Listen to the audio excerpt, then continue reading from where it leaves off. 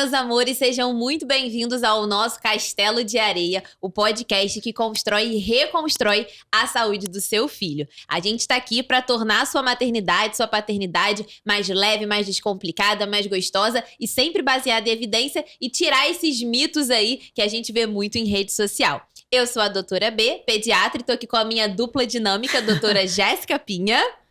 Oi, gente. Doutora Jéssica Pinha, também pediatra, e hoje o nosso tema é de muita relevância, né? Porque a gente vai falar sobre o papel da fisioterapia respiratória, que a gente tem usado bastante, ainda mais agora no outono e inverno. O tempo todo. E saber exatamente o que é a fisiorrespiratória, como ela é indicada, e por que a gente passa e por que ela melhora, não é verdade? Sim. E para isso a gente trouxe hoje a Samara, que é a nossa fisio amada, fisio respiratória, hein, gente? Fiquem bem atentos a isso. Seja muito bem-vinda, Samara. Oi, meninas. Muito obrigada pelo convite. Oi, pessoal de casa. Eu sou a Samara, sou fisioterapeuta especializada em respiratório infantil e vim aqui bater um papo com vocês. Perfeita. Gente, esse podcast vai ser maravilhoso, hein? Porque é um tema que eu acho que não é todo mundo que conhece, não é todo mundo que entende a importância da fisiorrespiratória na vida de uma criança. E, enfim, a gente tá seguindo aqui o baile dessas infecções respiratórias, então tem tudo a ver. Né? E a gente tá muito feliz com que a Samara tá aqui com a gente, muito feliz. A Samara vai falar de um jeito simples, né, pra Total. gente. 100% das indicações e das formas aplicáveis da gente conseguir fazer a fisioterapia respiratória. E pra gente começar, Sassá, vamos lá. Explica pra gente e pro público o que é a fisiorrespiratória e por que ela é tão importante na vida das nossas crianças. A fisioterapia respiratória é uma diretriz, né? É um caminho da fisioterapia, ou seja, é uma especialidade, né? Então, o fisioterapeuta respiratório, ele trabalha com todas as alterações do sistema cardíaco e pulmonar. Né? Então, a gente fala fisioterapia cardiorrespiratória. E hoje tem um braço que é só respiratório. Então, existe o fisiorrespiratório pediátrico, né? Neonatal, pediátrico, e cuida da saúde do adolescente. E o adulto. Ambos se conversam, lógico, pelo desenvolvimento e tudo mais. Mas estamos sempre à disposição para prevenir, tratar e reabilitar esses pacientes por diversas circunstâncias. Seja por um quadro de asma, seja por um quadro de pneumonia, um quadro de fibrose cística ou outras complicações. Perfeito. E assim, gente, uma coisa que a gente estava até conversando antes é que a fisiorrespiratória, ela é essencial no tratamento do paciente. Às vezes as pessoas acham que é bobeira, né? Poxa, eu vou chamar a fisio. Mas a fisio, ela vai dentro da casa do paciente muitas vezes e entende todo o ambiente, né, Sá? Conta um pouco como é que é isso também do seu trabalho. Nós estávamos comentando aqui, meninos, que é o seguinte, o fisioterapeuta não só lava o nariz, né? Isso, como outros episódios vocês comentaram, isso é uma prática rotina, né? Lógico que a gente faz durante o atendimento, ensina, tem que orientar os pais, porque é uma prática super importante, né? Assim como a gente escova os dentes e tudo, toma banho. Mas o fisioterapeuta, ele avalia todo o ambiente, o que pode estar causando essa disfunção, o paciente alérgico, como que é o quarto, como está o ambiente, porque não é somente, né, o controle medicamentoso, a gente precisa do controle ambiental. Senão nada adianta, né? Continua com o mesmo gatilho ali. Não tem melhores pediatras, melhores alergistas que não vai resolver. Milagre nenhum, né? Nenhum. Não. E muitas vezes também não é culpa do pai, né? Ele não sabe ali o que tá causando e tudo mais. Eu dei um exemplo de um paciente que mora em um apartamento super bem higienizado, super bem arejado e tudo mais. Mas no quarto, né, havia frestas assim no armário embutido. E muito provavelmente acreditamos que naquela região tinha mofo. E aí, ao mudar, né, Bê, esse paciente de quarto, notamos uma melhora, assim, absurda. Impressionante, do quadro respiratório dele. Então, olha só, como pequenas alterações no dia a dia nos traz qualidade de vida, né? E ter um profissional ali dentro de casa, pra conseguindo visualizar, identificar e fazer todo o trabalho da fisiorrespiratória, que a gente vê muito a mudança, né, na qualidade de vida dos nossos pacientes. Isso é, de fato, muito incrível. E, Sá, assim, existe aquilo de fazer fisio preventiva ou a fisio é melhor fazer só quando já tá mesmo um quadro ali instalado? Como que funciona essa parte? O melhor caminho para chamar o fisioterapeuta, aliás, vamos lá. A fisiopreventivo, que é quando nós temos um paciente com diagnósticos fechados, que nós conversamos, né? A asma, fibrose cística, outras patologias. O que é a prevenção? A prevenção é cuidar para que qualquer síndrome respiratória, qualquer gatilho não vire um monstro de duas cabeças, né? Então, por exemplo, o paciente asmático, nós sabemos que ele vai ter gatilhos que podem gerar agravantes em alguns quadros, né? Então, por exemplo, uma síndrome viral leve pode causar alterações pulmonares, dificuldade no sono, tosse persistente. Então, trabalhar toda essa alteração pulmonar. Então, sim, existe a fisioterapia preventiva para esses casos. Que a gente ama. É que facilita, né? Então, Sim. expectoração e a eliminação de secreções. Perfeito. Só pra... E eu manter- acho que é isso. E manter o pulmão aberto, que é o que a Então, gente eu vou preza. falar o que eu acho que é o fisiorrespiratório agora. Manda. É um cara que te ajuda a tirar a meleca e a secar a meleca. E respirar melhor, sem sombra de dúvidas. Consequentemente, você Mobilizar a respira melhor, secreção, né? né, É, gente? isso aí. Mobiliza a secreção e a criança E respira naqueles muito casos que melhor. pode ser mais complicado, né? Tem Sim. crianças que têm uma predisposição maior também a ficar Perfeito. mais doente porque fica acumulando secreção o tempo todo. Outro dia foi muito bonitinho. Eu fui fazer uma visita domiciliar num paciente que a Samara também acompanha. E aí eu cheguei lá e a mãe tava fazendo direitinho, assim, o mecanismo que você ensinou pra fazer a lavagem com o dispositivo direitinho. Sim. Aí eu, gente, Nossa, que isso? Aí que ela, chique. Ai, foi a Samara que me ensinou. Olha a quantidade de meleca que tá saindo. Realmente, assim, era muita secreção. E a criança respirava 1000 vezes melhor. Então, isso é Isso, essencial. nós também prevenimos complicações, né? Como a síndrome do gotejamento, As otites, as né? otites, Nossa, sim.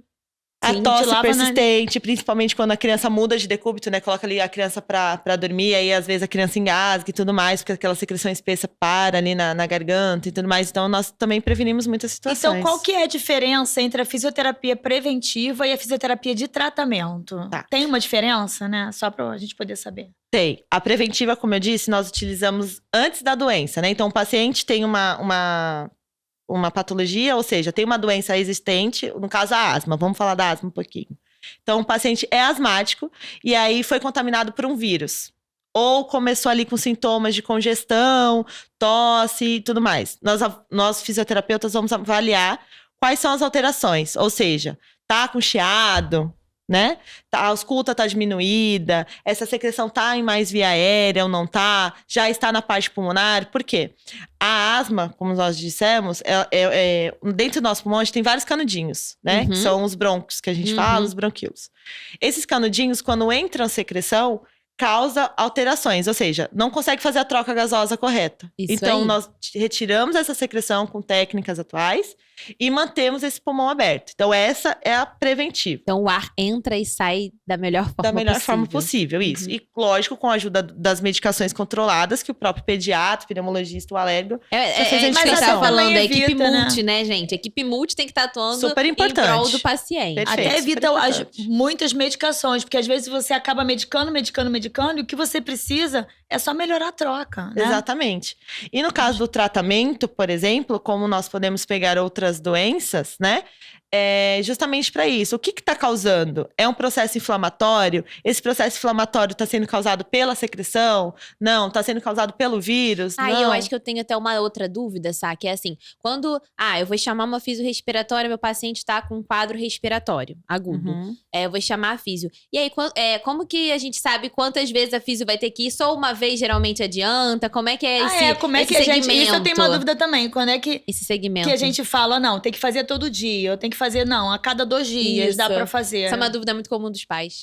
O físio, ele vai fazer a avaliação desse paciente. Isso. Ou seja, não existe uma receita de bolo. Uhum. O que é muito bom e o que também, entre aspas, não é, né? Uhum. Na fisioterapia, então, nós temos os profissionais que fazem diariamente, temos os profissionais que avaliam diariamente, que é outra Uhum. questão. Então, no nosso caso, como eu faço com vocês, eu Uhum. avalio a criança. Então, por exemplo, a criança me veio com uma queixa que vocês trouxeram. Olha, tá com uma tosse persistente, eu não sei o que tá acontecendo. Eu vou avaliar o contexto. É o ambiente, é patológico, é uma doença, é uma síndrome viral, ele é Uhum. asmático, ele é alérgico, para justamente eu ter uma base. Ele vai secretar mais, ele não vai? Como estão as vacinas, porque eu preciso saber se ele vai ter um índice de piora, faz medicação controlada, tem um histórico passado de parto, né, ao Aham, nascer, aham. teve alguma intercorrência, enfim. Isso vai me balizar em muitas coisas. Essa baliza vai me trazer respostas, ou seja, o que eu posso esperar desse paciente.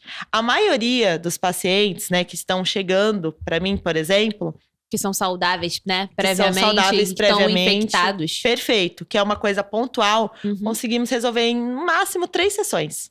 Bom. espaçadas, né? Então, por exemplo, temos doenças aí que estão em alta. Um sincicial positivo que a criança fez a bem fortes, que é essa nova, né? Isso. Esse novo anticorpo aí que tá ajudando bastante as crianças a não ficarem internadas. Então, nós trabalhamos ali o processo de secreção, ou seja, quando nós já descobrimos o VSR, quanto antes começar, antes controlamos o processo inflamatório, E aí, né? falando justamente da mobilização. Da mobilização de secreção e expansibilidade pulmonar, né? Deixar esse pulmão aberto.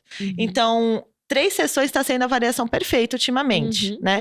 Agora, lógico, um paciente asmático, como que tá esse controle da asma? Que tem alguma outra coisa junto, aí precisa, de repente, de uma coisa mais intensiva, Exatamente. Como já tivemos também pacientes que se não fez a vacina, ou se tem questões, né, familiares, é alérgico ou não é, o pai são asmáticos, fins positivo ao VSR. Então, acaba sendo um VSR, para quem não sabe, é vírus sincicial respiratório, que é um vírus que causa bronquiolite.